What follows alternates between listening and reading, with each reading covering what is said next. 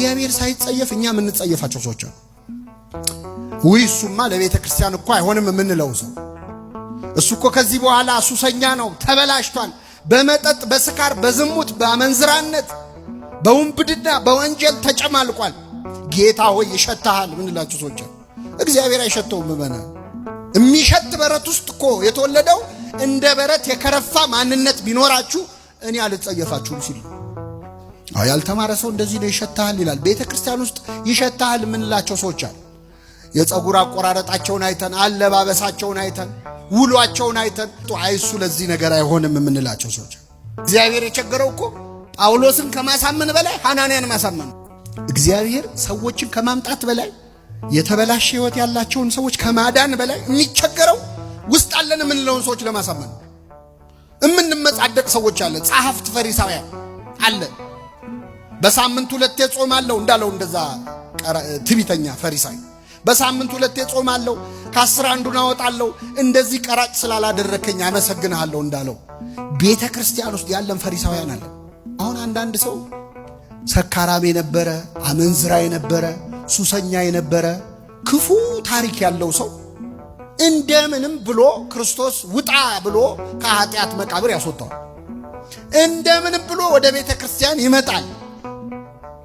ከመጣ በኋላ ካህናት በንስሐ የኃጢአቱን ማሰሪያ ምን ይሉለታል? ይፈቱለታል። ከተፈታ በኋላ ግን እኛ አንተው ከኃጢአት የተመለሰን ሰው እኛ መቼ እናስቀምጣለን? መቼ ተዋሃል? የቀደመ ኃጢአትህን ሳያስታውሱ መቼ ያወራሉ?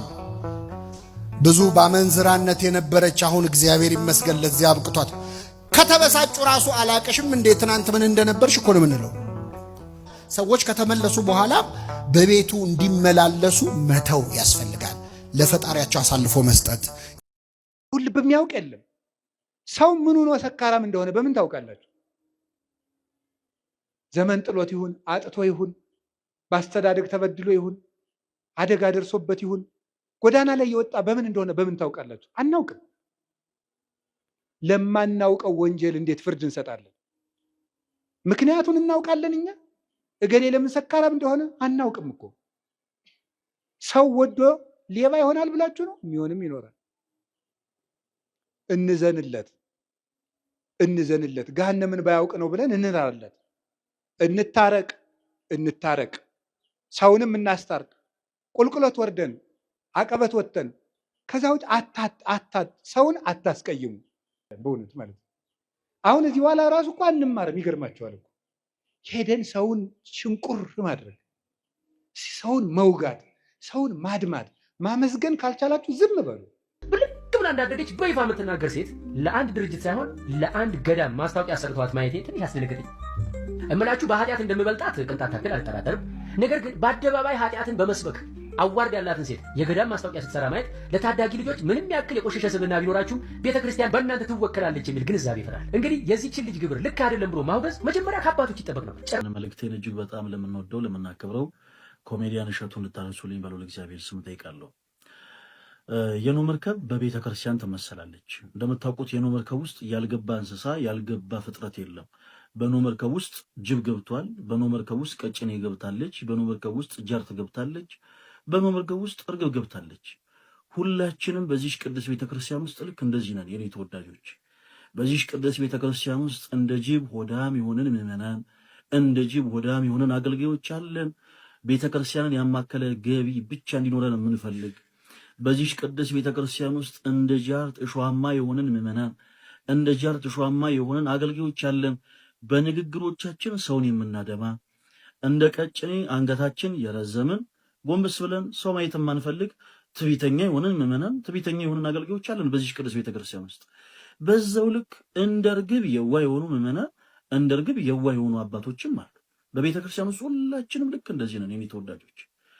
እና አሰ ክርስቲያን ልክ እንደ ክርስቲያን እንደው ልንደነቅ የሚገባው በምንድን ነው? በሌሎች ሰዎች ኃጢአት፣ በሌሎች ሰዎች በደል አይደለም። መርሳት የሌለብን ነገር ከነ ማንነታችን የሚፈልገን አምላክ እግዚአብሔር እንዳለን ነው። እሺ እገሌ ኃጢአተኛ ነው የምትሉት፣ እገሌ ሱሰኛ ነው የምትሉት፣ እገሊት በደለኛ ናት፣ እገሊት ኃጢአተኛ ናት የምትሏት በአጠቃላይ እኛንም ጨምሮ ሁላችንንም ከነ ማንነታችን የሚወደን አባትና አምላክ ክርስቶስ ኢየሱስ ይፈልገናል። ስለዚህ እርስ በርስ መነቃቀፉን ትተን ይህንን ድንቅ ኃያል የሆነ አምላክ እናመስግነው። ይህን መልእክት ለብዙዎች በደንብ ሪፖስት፣ በደንብ ኮፒ ሊንክ፣ በደንብ ሼር በማድረግ እንድታደርሱልኝ በልዑል እግዚአብሔር ስም ጠይቃለሁ። ይቺ ልጅ የገዳም ማስታወቂያ መስራቷ አግባብ ነው ወይንስ አይደለም? በደንብ አድርጋችሁ እስከ መጨረሻው ስሙኝ። እና ይቺ ልጅ የገዳም ማስታወቂያ መስራቷ አግባብ ነው ወይንስ አይደለም? ይኸውላችሁ እኔ በጣም የሚገርመኝ ምን እንደሆነ ታውቃላችሁ? በጣም ሲበዛ አሽቃባጮች ነን። በጣም በቃ ለንግግሬ በጣም ይቅርታ፣ ግን በጣም አሽቃባጮች ነን። ይኸውላችሁ ይቺ ልጅ የሌላ እምነት ወይንም ሙስሊም ሆና ቢሆን የገዳም ማስታወቂያ የሰራችው በእርግጠኝነት ነው የምላችሁ አንድ ነገር አንናገራትም። እንደውም እግዚአብሔር ይባርክሽ እያልን ስንመርቃት ነበረ የሌላ እምነት ተከታይ ብኮን። ነገር ግን የኛው እምነት ስለሆነች ድንጋይ አበዛንባት። የኛው እምነት ተከታይ ስለሆነች እስኪ አስታውሱ፣ ናዝሬት አዳማ ኪዳነ ምሕረት ስትመረቅ አንድ ሙስሊም ቤተክርስቲያን ገብቶ ስለ ምርቃቷ ማስታወቂያ ሲሰራ ያየው ነበር። አታስታውሱም? ምንድነው ምን የሚል ነበር? እኔ ማርያምን እወዳታለሁ የሚል ሰውዬ እና ያን ጊዜ አንድ ሰው ትንፍሽ አላለም። ስለዚህ ለምን ሙስሊም ማስታወቂያ ሰራ ብሎ አንድ ሰው ትንፍሽ አላለም። እሱን ተውት። አይሾስፒድ ካቴድራል ስላሴ ቤተክርስቲያን ውስጥ ለዚያውም በባዶ በእንትን ገብቶ ለዓለም ሲያስተዋውቅ ነበር አይደል? ያን ጊዜ ትንፍሽ ያላልን ሰዎች ዛሬ ይቺ ልጅ ስለ ገዳም ማስታወቂያ ሰራን ብለን እዚህ ጋር ድንጋይ መወርወር ስንጀምር ከዚህ በላይ ምን ማሽቃበጥ አለ? ይኸውላችሁ ይቺ ልጅ ከነዚያ ሰዎች በመቶ እጥፍ ትሻላለች። ምክንያቱም ይቺ ልጅ የፈለገ ኃጢአተኛ ብለን እንኮንናት፣ ነገር ግን በክርስቶስ ያመነች ከክርስቶስ መንጋዎች ውስጥ ናት። እነዚያ በክርስቶስ ያላመኑ ናቸው። ታዲያ ለምንድን ነው በክርስቶስ እነዚያን ዝም ብለን በክርስቶስ ያመነችው እህታችን ላይ መምከር? ስለ ኃጢአቷ ትክክል ነው እያልኳቸው አይደለም።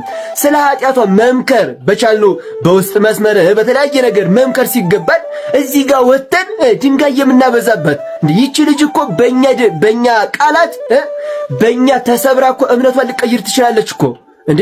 ኮመንት ሰውን እንደገደል አታስታውሱም እንዴ? ስለዚህ ይኸውላችሁ ጥንቃቄ እናድርግ፣ ለሰው መሰናከያ እንዳንሆን። ስለዚህ ይችን ልጅ እንዳናጣት ጥንቃቄ ልናደርግ ያስፈልጋል። ክርስቲያን የራሱን ኃጢአት እየተመለከተ እኔን ኃጢአተኛው ማረኝ ነው እንጂ የሰው ጉድፍ ማየት አግባብ አይደለም። እስኪ ሁላችሁም ኮመንት ላይ እኔን ኃጢአተኛው ማረኝ እያላችሁ ጻፉ። ሁላችሁም